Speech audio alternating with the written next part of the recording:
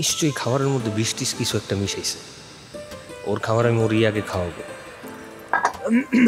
তুই খা না, মানে তুই আমার জন্য কষ্ট করে বানায় নিয়ে আসছিস, তোর তো অবশ্যই ক্ষুধা লাগছে, তুই আগে খা।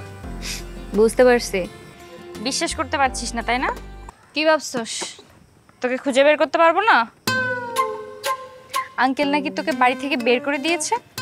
তুই এখানে কেন আসছিস? ভয় নেই, প্রতিশোধ নিতে আসি নাই। তুই নিবি প্রতিশোধ? কেন নিতে পারি না? তুই যে আমাকে ফাঁসাতে এত বড় একটা জাল পেতেছিলি, সেই জালে যে নিজেই জড়িয়ে পড়েছিস। অবশ্য তুই আমার একদিক থেকে ভালোই করছিস, এই জন্য তোকে থ্যাঙ্কস। আচ্ছা, আমার একটা কথা বলতো। আমরা ছোটবেলায় ক্লাসমেট ছিলাম, আমার এই ক্ষতিটা করার কি দরকার ছিল? কি দরকার ছিল এরকম নাটক করে প্রেস কনফারেন্সটা করার? এটা আমি তো করি নাই, বাবা বলছে উল্টা পাল্টা। আচ্ছা যাই হোক, সেটার জন্য আমি সরি। তোর সরি তোর কাছেই রাখ। আচ্ছা তুই আমাকে একটা কথা বল, তোদের আর কতদিন ক্ষমতায় থাকা লাগবে? হ্যাঁ, একটা মানুষ দুইবার ক্ষমতায় আছে, আর এদিকে আমার বাবা ট্রাই করেই যাচ্ছে, অপেক্ষা করেই যাচ্ছে। অন্য কাউকেও সুযোগ দে।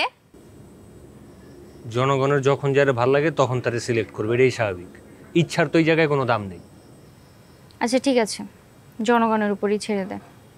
এখন নে, তোর জন্য নিজের হাতে খাবার বানিয়ে নিয়ে আসছি, খা। নিশ্চয়ই খাবারের মধ্যে বৃষ্টিস কিছু একটা মিশাইছে। ওর খাবার আমি ওর আগে খাওয়াবো।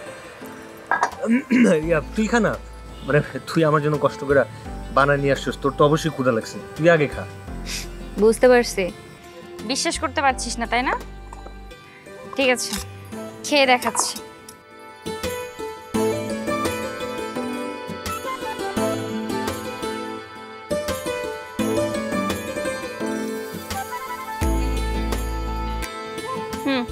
কি বিহার হচ্ছে?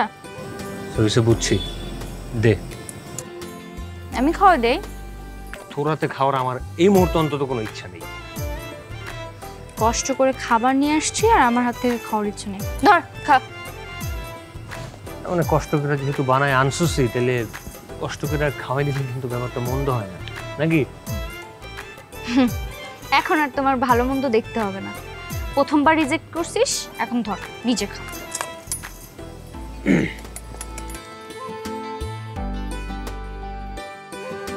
একটা কথা বলতো, মানে তুই আমার জন্য আবার হঠাৎ করে খাবার আনলি কোন পরিকল্পনা করে? কি প্ল্যান তোর? কেন, তুই না আমার ছোটবেলার বন্ধু, তোর জন্য খাবার আনতে পারি না? মনে আছে তুই আমার সাথে কত দুষ্টামি করতি? তারপর তুই কই যেন হারাই গেলি। হারাই যায় নাই, আম্মা মারা যাওয়ার পর নানি বাড়িতে মামির কাছে মানুষ হয়েছে, আর বাবা দুইবার নির্বাচনে ফেল করলো। এই জন্য এবার আসলাম বাবাকে সাহায্য করতে। আর এসো তো দেখি তুই একদম পাক্কা একটা বখাটে হয়ে গেছিস, তোর লাইফ স্টাইল একদম উচ্ছৃঙ্খল। হবো না, তুই যাওয়ার পরে একটু বাজে সঙ্গতে পড়ছিলাম। আমাকে মিস করতি? ছোটবেলায় করতাম, বড় হওয়ার পর ভুলে গেছি। আচ্ছা তোর মনে আছে তুই ছোটবেলায় আই লাভ ইউ লিখে আমার ব্যাগের মধ্যে চিঠি রেখে দিয়েছিলি?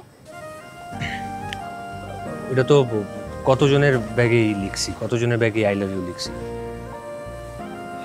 তুই সেই ছোটবেলার মতোই রয়ে গেলি। আর তুই একদমই আগের মতো নেই, মানে আগের থেকে অনেক বেশি সুন্দর হয়ে গেছিস। তাই নাকি? আচ্ছা তোরে সত্যি করে একটা কথা বলি। বল। তুই যদি সিকান্দার স্যার মেয়ে না হইতি, তোর আমি বিয়ে করে ফেলতাম। আইসে তোরে বিয়ে করতে আমার বইয়েই গেছে, তোর মতো একটা গুন্ডা লাফাঙ্গাকে, হ্যাঁ, যার মাথায় সারাক্ষণ ক্রিমিনালি বুদ্ধি ঘোরে। আমার চাইতে ডাবল ক্রিমিনাল বুদ্ধি হইতেছে তোর মাথায়। বুদ্ধি তো আমার মাথায় আছে, কিন্তু আমার মাথাটা চিকন মাথার বুদ্ধি, আর তোরটা মোটা মাথার বুদ্ধি।